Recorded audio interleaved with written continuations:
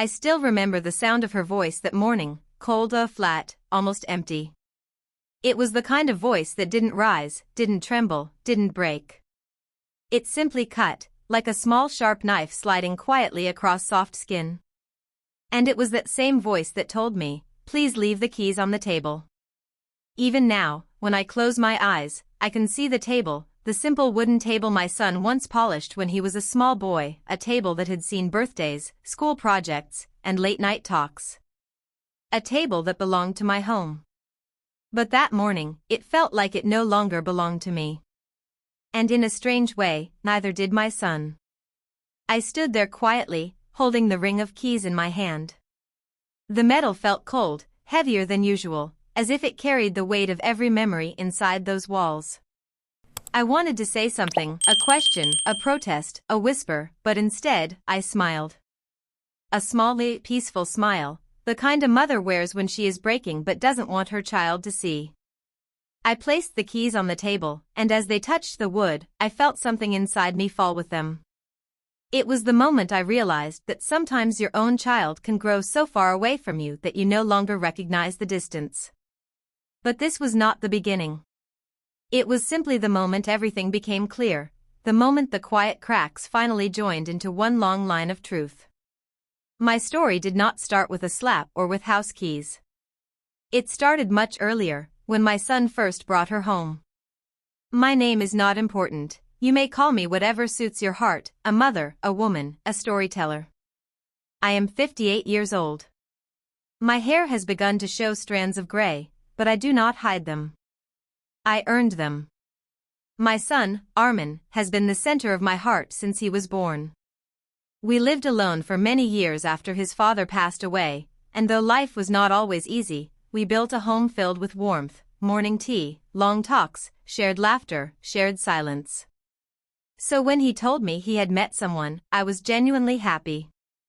I remember the day he said her name for the first time. Mama, I want you to meet someone. His eyes were full of soft hope. And when she walked into my living room, she seemed polite, calm, distant but not unpleasant. She smiled, but the smile did not reach her eyes. Her sentences were short, carefully measured. But she was not rude then, just guarded. I told myself not to judge too quickly. Some people take time to open. Armin seemed deeply attached to her, and how could I not feel happy for him? After their wedding, they moved into my house because Armin insisted. This house is yours, Mama. I want to take care of you. His words warmed my heart. But I should have looked more carefully at her face that day. She stood behind him, hands folded, expression calm, too calm. No smile, no agreement, just quiet acceptance. Still, she said nothing. And so they moved in. At first things were manageable, not warm or close, but manageable.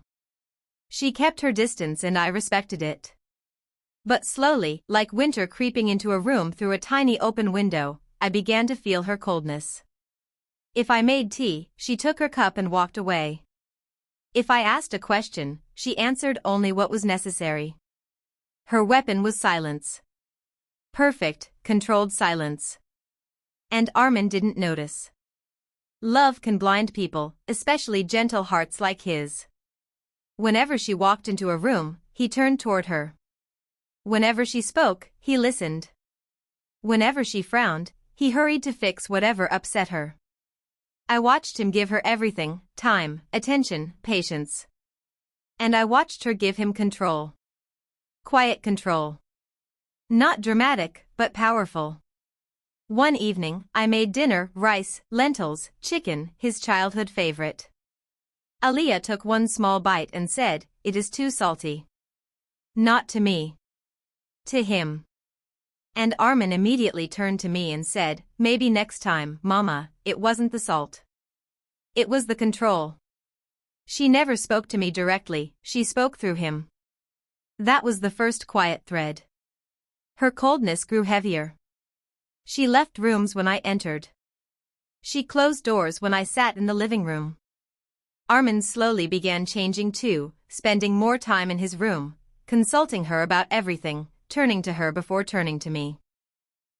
One night, I overheard her whisper, "Your mother needs to give us space. Her presence affects everything."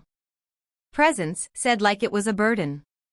That night I realized she didn't want to live with me. She wanted to live without me. I changed my behavior to keep peace. I gave them space, privacy, silence. But coldness does not stop. The more I stepped back, the more she acted like I was still too close. She told him, "Your mother watches everything I do," or "Your mother makes me nervous." None of it was true, but it created distance. Slowly, painfully. Another day, she saw me looking at my late husband's belongings. She looked at his watch and said, "The house has too much old stuff. We should clear things that no longer serve a purpose." She said it calmly, but it cut deep.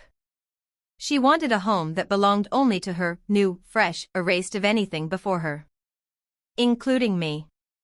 One evening, Armin suggested dinner together. My heart lit up. I cooked with happiness I had not felt in months. Then she walked in and said, "I already cooked for us," with that calm firmness. She made herself the one hurt, and Armin went with her. I finished cooking alone. A small moment, but telling. Life continued this way, quietly, painfully. She never raised her voice, never insulted me openly.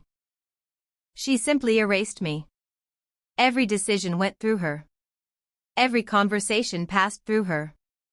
Every small misunderstanding became another reason to reduce my place in Armin's life. And then one day, everything broke, not loudly, but with one cold sentence, "Please leave the keys on the table."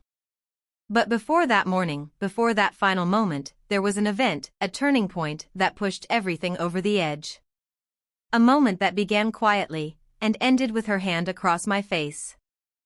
I began to sense the change like a slow shift in the air, something you cannot see but can feel brushing against your skin. The house no longer sounded the same.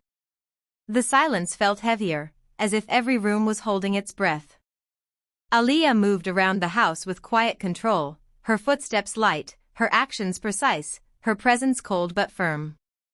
She did not confront me openly. She did not argue.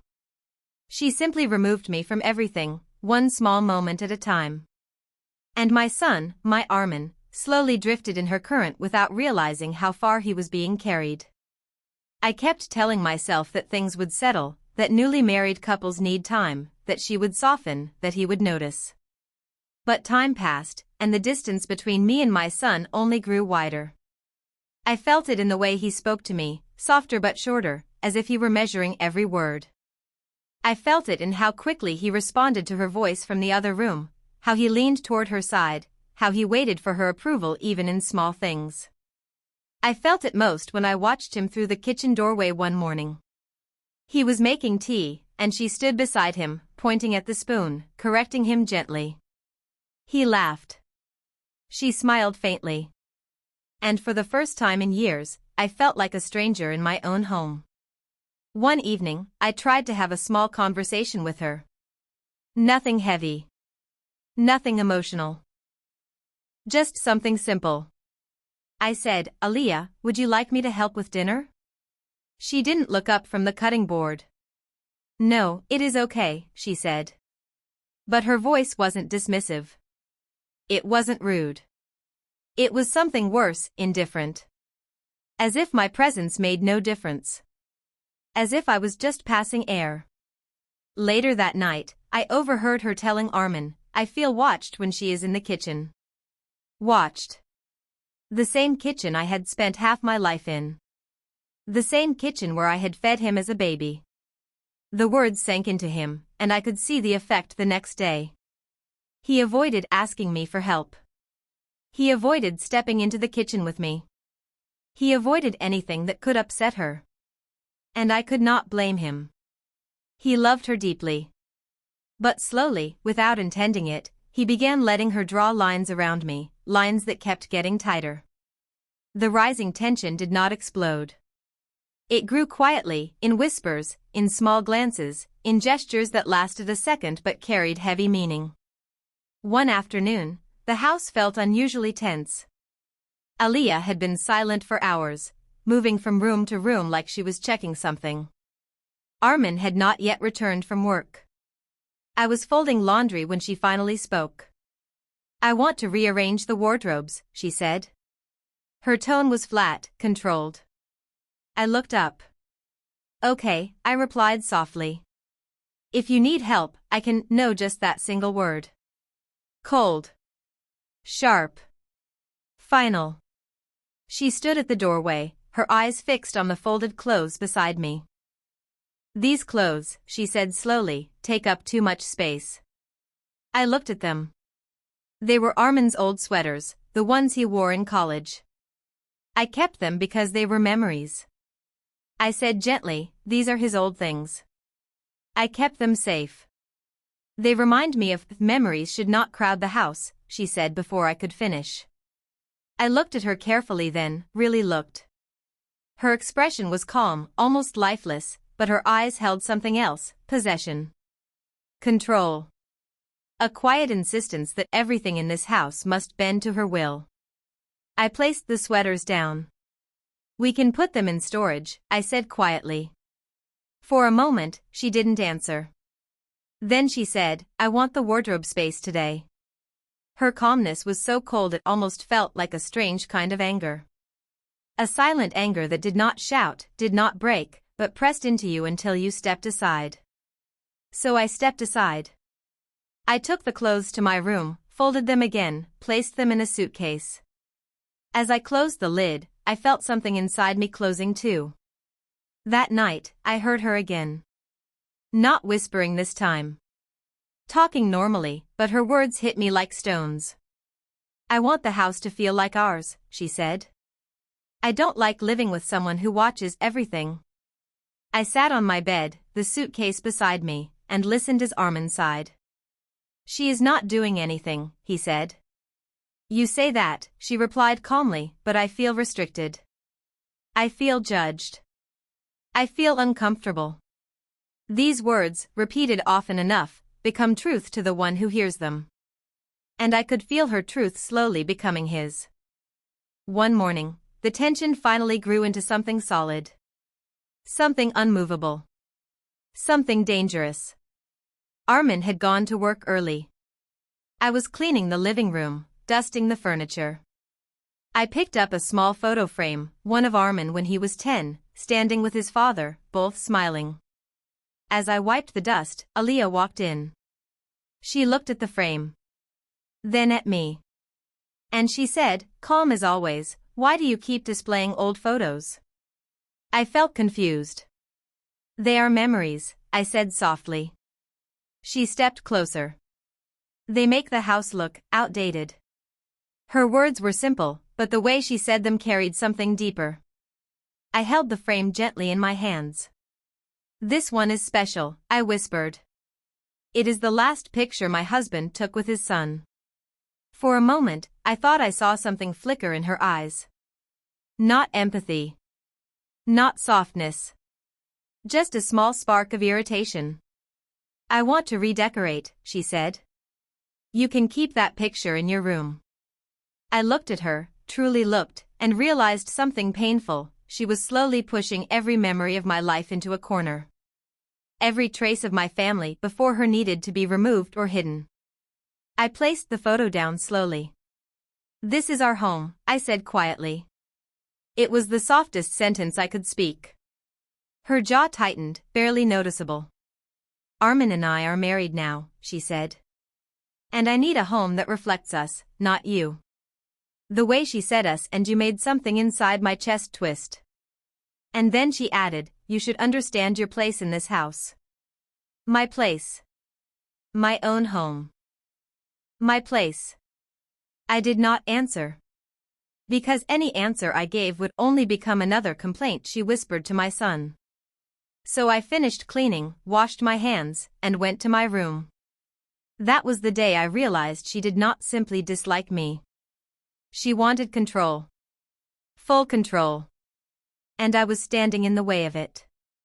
The real turning point came 2 weeks later. The day the silent tension turned into something physical. The day her calmness broke. the day her hand met my face. It was afternoon. Armin had gone out to buy groceries. I was in the hallway, ironing clothes. Aaliyah walked in, holding a stack of bills.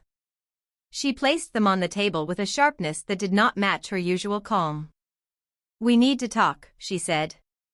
I nodded. "Yes, what is it?" She tapped the bills. "These are overdue." I frowned gently. "That is impossible. I paid them last week." She stepped closer, her eyes colder than usual. "Are you sure?" "Yes, I pay them the same way I have paid them for years," I said. She stared at me. "Maybe you forgot. You are getting older." The sentence cut deep not because of the words, but because of the tone. Slow. Measured. Belittling. I took a small breath. "Aaliyah, I have not forgotten. You can check online." She folded her arms. "So you are saying I am wrong?" "No," I said calmly, "I am saying we can check together." Something in her expression changed, something sharp and offended. "You think I don't know how to manage bills?" she asked, her voice still soft but her eyes hardening. "I didn't say that," I replied. "I only said, you think I'm lying?" Her voice rose just one tiny degree, but it was enough to break the calm mask she always wore. "Aaliyah, please," I said quietly. "Let's not argue." She stepped closer, too close, her face inches from mine. "You always behave like you know everything," she said. "You behave like this house revolves around you." Her breathing grew sharper. "You want Armin to depend on you, not me." I shook my head slowly. "That is not true." "Yes, it is," she whispered harshly. And then it happened. A moment so fast and so shocking that my body froze. She lifted her hand. And she slapped me. A sharp, stinging slap across my cheek. Not loud. Not violent. But firm. Controlled. The kind of slap that came from anger she had hidden for too long. I stood there, stunned. My cheek burned. My eyes filled instantly, not from pain, but from disbelief. She took a step back, breathing heavily. Her calm mask cracked open just enough to show her true frustration. Then, almost instantly, she straightened herself, smoothing her hair, regaining her composure. "This house needs order," she said coldly. Her voice returned to its usual icy calm. "And it will have it." I touched my cheek gently. "Aaliyah," she raised her hand slightly, not to hit me again, but to silence me. "Do not speak." Her voice was ice. "Do not interfere. Do not question me. Do not act like this house belongs to you." I felt my chest tighten. "It does belong to me," I whispered. She stared into my eyes for a long moment. Then she spoke the sentence that ended everything, "Not anymore." At that exact moment, the front door opened. Armin walked in with grocery bags. He looked at us, confused. "What happened?" he asked. Aaliyah turned instantly toward him. Her face softened. Her eyes filled with controlled tears. Her voice trembled in perfect performance. "Your mother shouted at me." Armin froze. "What? When? Why?" She looked down, breathing shakily. "She accused me of hiding bills, she insulted me, and when I tried to explain, she scared me." I stepped forward. "Armin, listen, that is not," but he raised his hand gently, not in anger, but in frustration. "Mama, please," just those 2 words. "Mama, please." And in that moment, I knew. Her lie had already reached him before my truth could. His eyes were full of worry, for her. Not me. He touched her arm. "Are you okay?" She nodded and leaned into him. I watched them as she whispered something into his ear, something soft, something quiet, something meant only for him. And I watched his expression change. Slowly. Painfully. He looked at me with hurt, confusion, and something else, distance. A distance I had been fearing for months. He walked toward me. "Mama," he said softly, maybe we need some space in this house. Things are getting tense." My heart broke quietly. "Armin, please," he interrupted again. "Not now." Aliyah stood behind him, her eyes calm again, her face emotionless.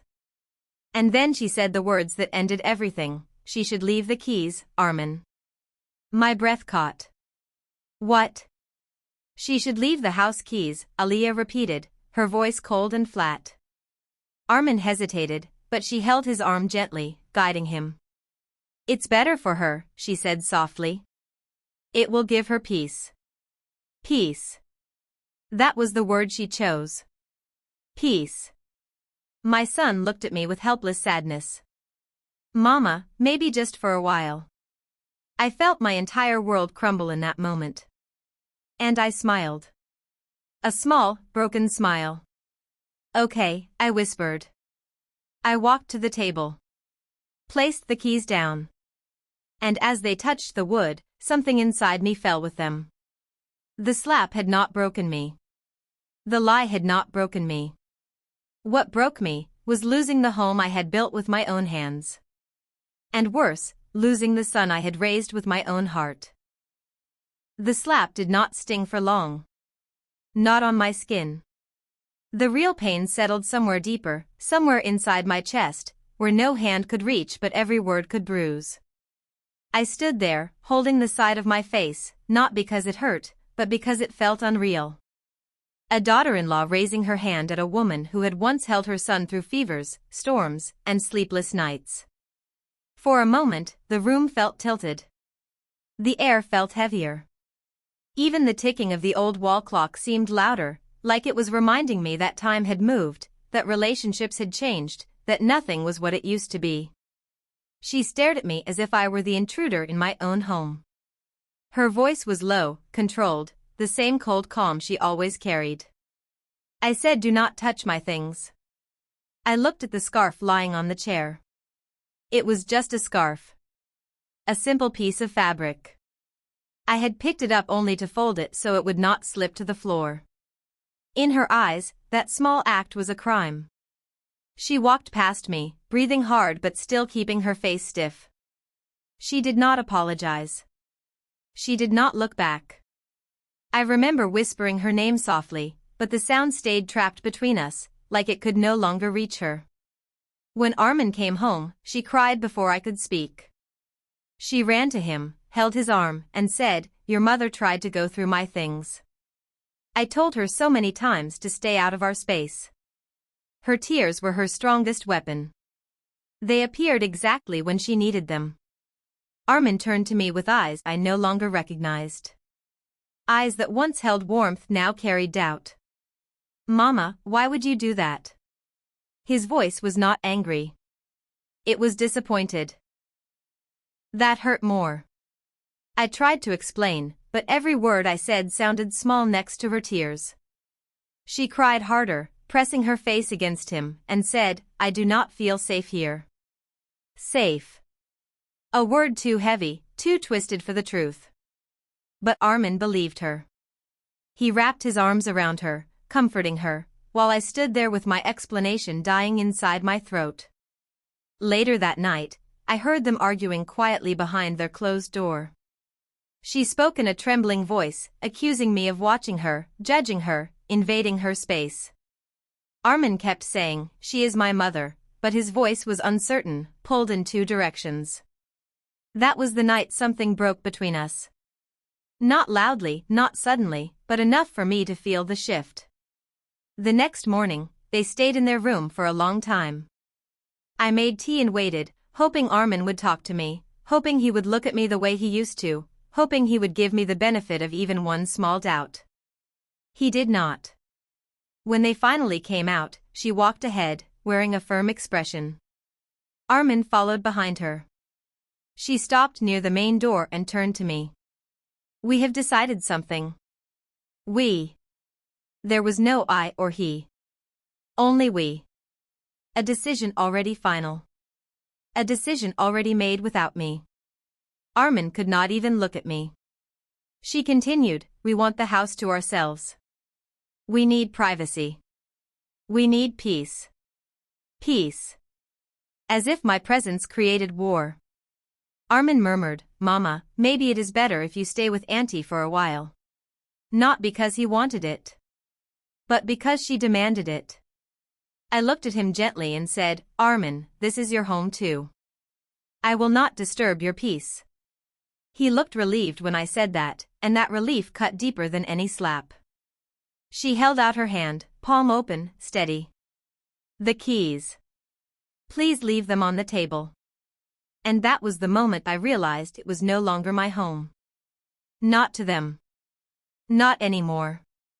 I walked to the table slowly, placing each key down one by one. The sound felt louder than it should have, small metal against old wood. Armin shifted uncomfortably, but he said nothing. She stood silently, waiting. I did not cry.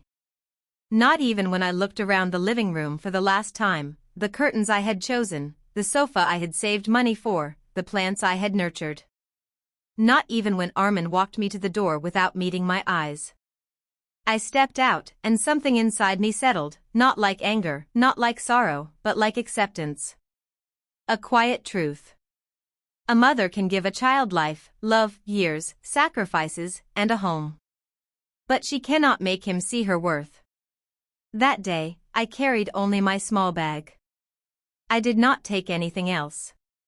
Not photographs, not clothes, not memories. I left everything behind because I wanted them to feel like the house was theirs, completely theirs. As I walked down the steps, I felt a gentle breeze. It brushed against my face exactly where she had slapped me, and for a strange moment, it felt healing. I walked away without turning back, because I knew if I turned even once, my heart would break in a way it might never recover from. I reached the gate, pushed it open, and stepped into the street, quiet, empty, peaceful in a way my house no longer was. I did not know where I was going. I just knew I had to go. Because sometimes, leaving is not a sign of defeat. It is a sign of love.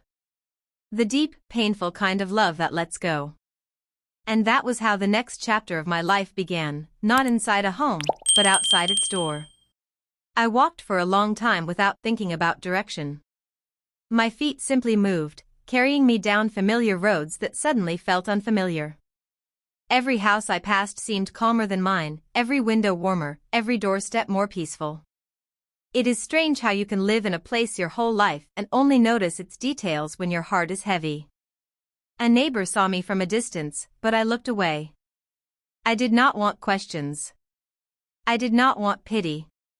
I wanted silence. The kind of silence that lets your pain settle without being touched. When I finally reached the main road, I stopped beneath the shade of an old tree.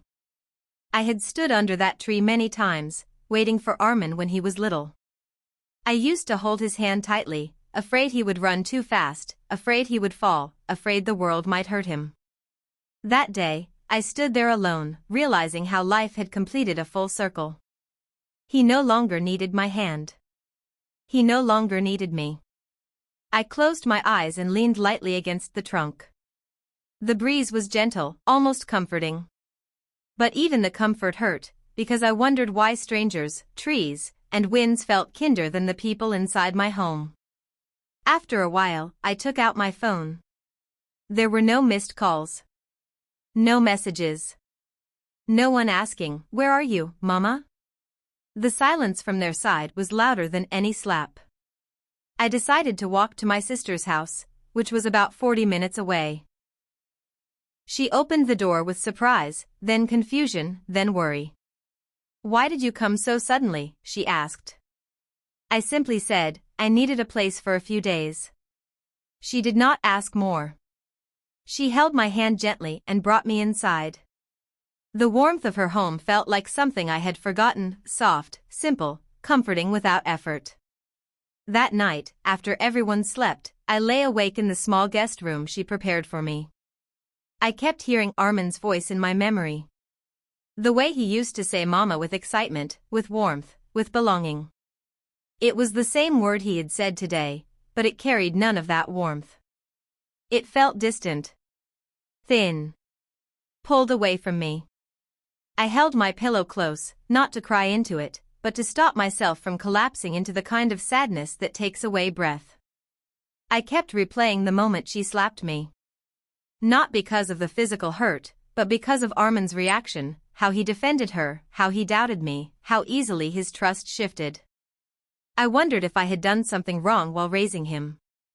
Had I loved him too much? Had I protected him too much? Had I failed to teach him to balance affection and loyalty? But then, as the night grew deeper, I realized it was not my fault. Love can make people blind. And some hearts know how to take advantage of blindness. The next morning, I made tea for my sister while she was still waking up. The simple act calmed me. She sat beside me at the table and said gently, "You can stay as long as you want." I nodded, grateful, but I knew I would not stay forever. I could not carry my pain into someone else's home. I needed a place to breathe, a place where my emotions could settle without affecting another person. For the next few days, I stayed quiet. I helped with chores, I cooked simple meals, I washed dishes. No one judged me. No one watched my every move. No one misunderstood my silence. But each night, I lay awake wondering if Armin missed me. If he even noticed I was gone. By the fourth day, I knew my answer. He had not called. Not once. Not even a message to ask if I was safe. The boy who once panicked when I was late from the market now did not wonder where I had gone after leaving my home with only a small bag. That evening, my sister finally asked, "Did something happen between you and them?" I looked down at my hands for a long moment. Then I said, "She slapped me." The words sounded strange when spoken aloud. My sister gasped in shock, but I shook my head slowly. "Do not be angry. Do not blame her. She was never warm to me. I think she felt threatened by my presence." "And Armin?" she asked softly. "He believed her tears," I whispered. My sister reached over and held my hand, and for the first time since leaving home, tears filled my eyes. Not because of the slap. Not because of the humiliation. But because Armin had chosen distance. Chosen silence. Chosen someone else's words over mine. That night, I let myself cry. Quietly. Softly. Tears that had waited for days finally found space to fall.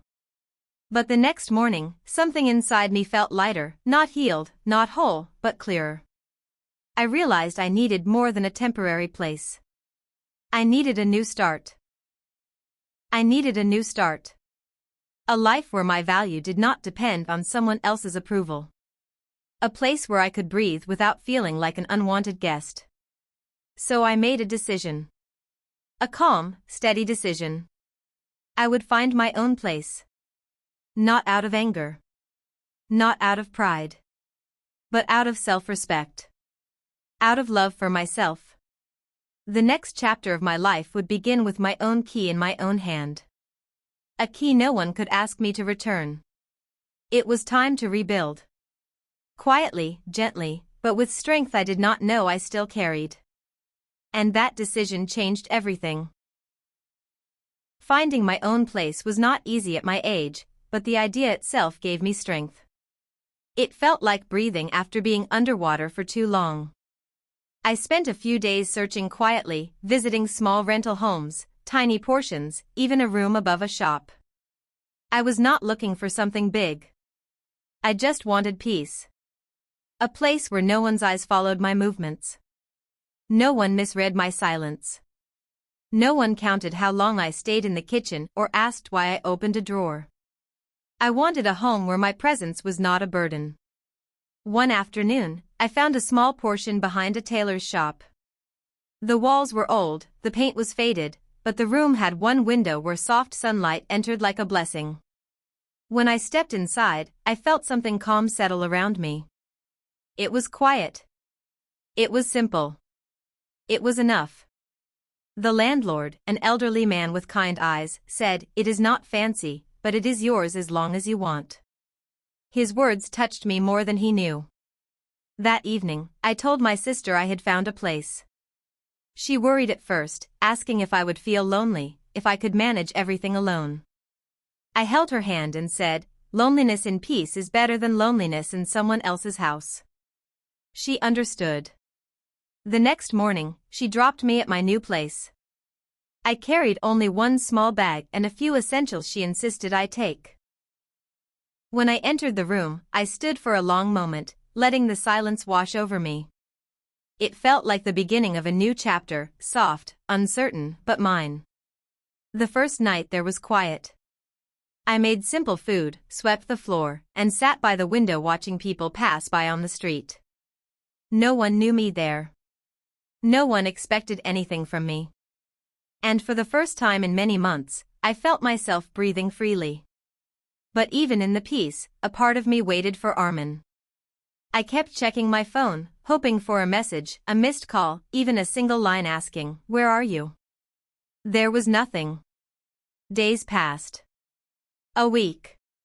Then 2. Not a single call. Some nights, the silence felt heavier. I would sit by the window and remember the little boy who used to run into my arms when he was scared of thunder. I remembered how he clung to my sari on his first day of school, how he cried when I left him in the classroom for the first time. I remembered his laughter, his joy, his gentle nature. And I wondered where that little boy had gone. Had he disappeared into adulthood? Or had he simply been pulled away, thread by thread, by someone who wanted me erased? One evening, while I sat outside my new home, the landlord's wife brought me a small bowl of soup. She smiled warmly and said, "You remind me of my mother." Her kindness touched me. I thanked her and realized how small acts of goodness can feel like healing. In that simple neighborhood, people greeted me without knowing my story. They smiled without questioning. And slowly, those small interactions began filling the empty spaces inside my heart. I started helping a nearby tailor with small tasks, stitching buttons, folding clothes, organizing fabrics. He paid me a little, but more than the money, it gave me purpose. I felt needed again. I felt useful. One afternoon, while I was sorting clothes, my phone finally rang. My heart jumped. My hands shook as I reached for it. It was Armin. For a moment, I couldn't breathe. I answered quickly. "Hello, Armin." His voice was calm, a little distant. "Mama, where are you?" The question came weeks late, but it still warmed something inside me. "I am safe, Armin," I said gently. "I have found a place for myself." He was silent for a moment, and then he said, "You should have told me." I smiled sadly, even though he could not see it. "You did not ask, Beta." Another silence followed.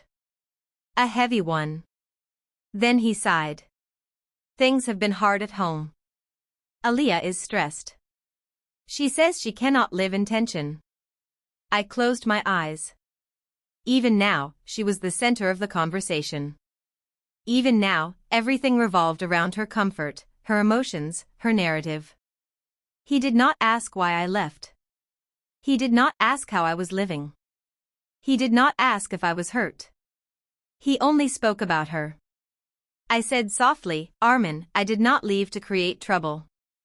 I left to give you peace."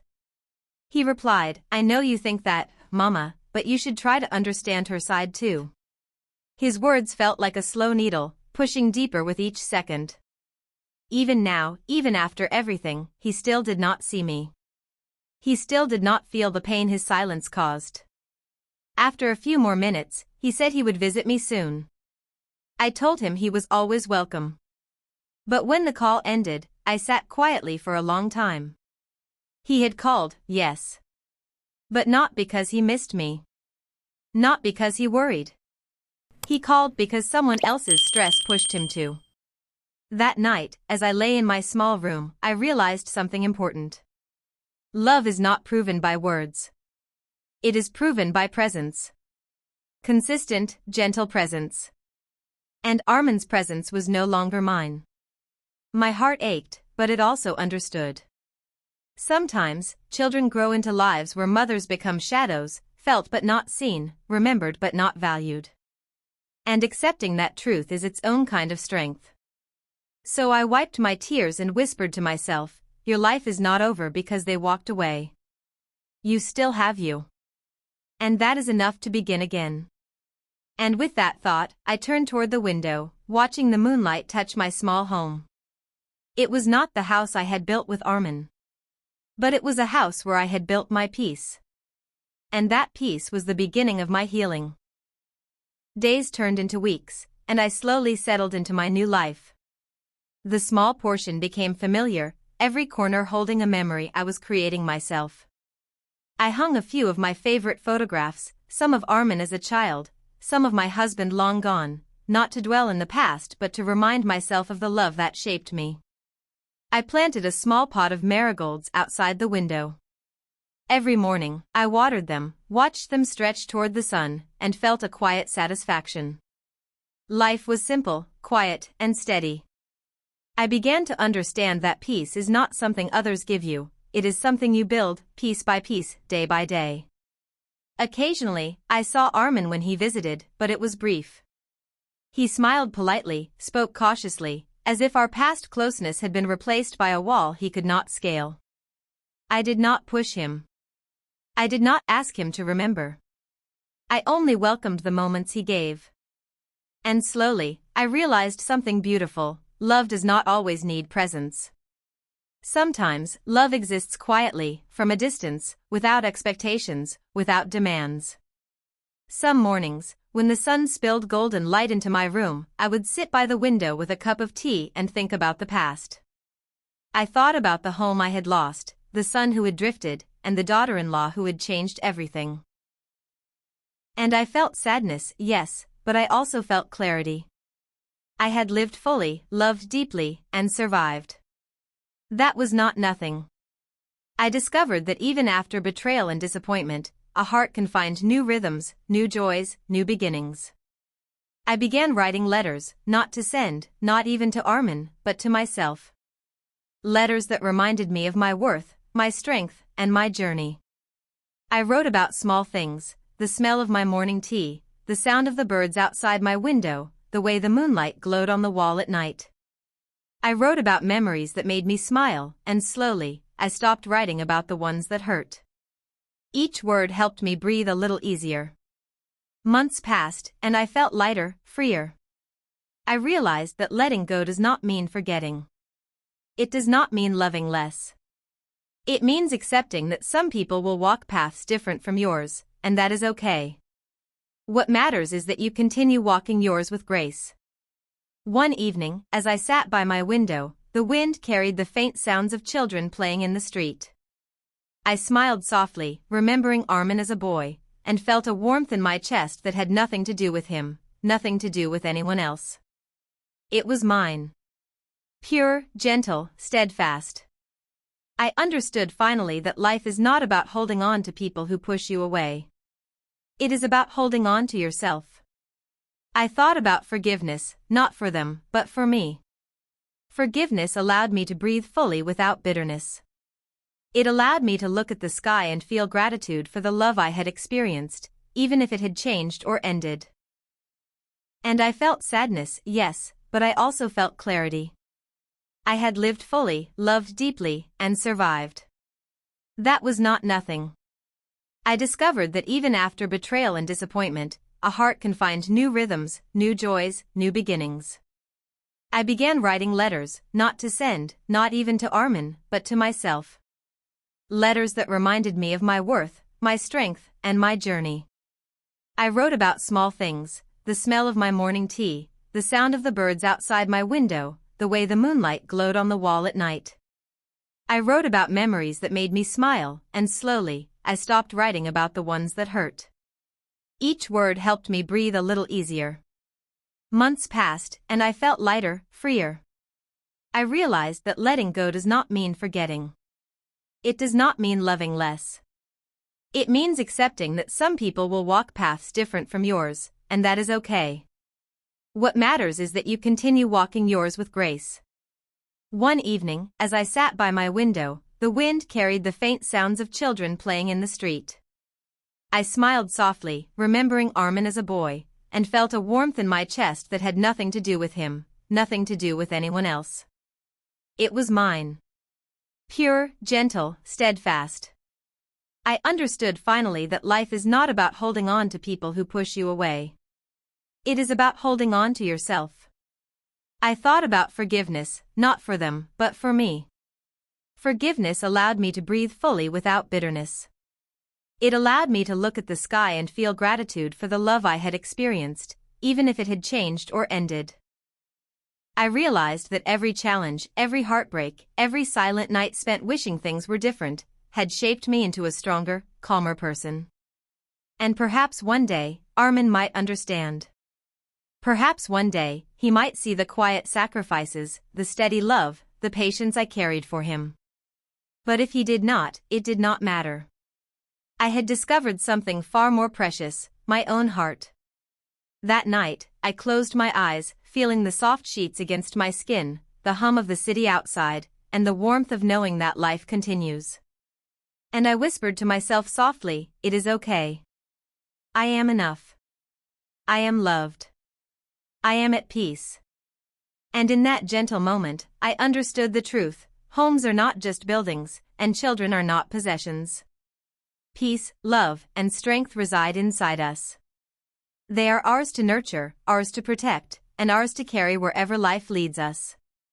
And I was ready to carry mine, always, quietly, bravely, and with a heart open to new beginnings.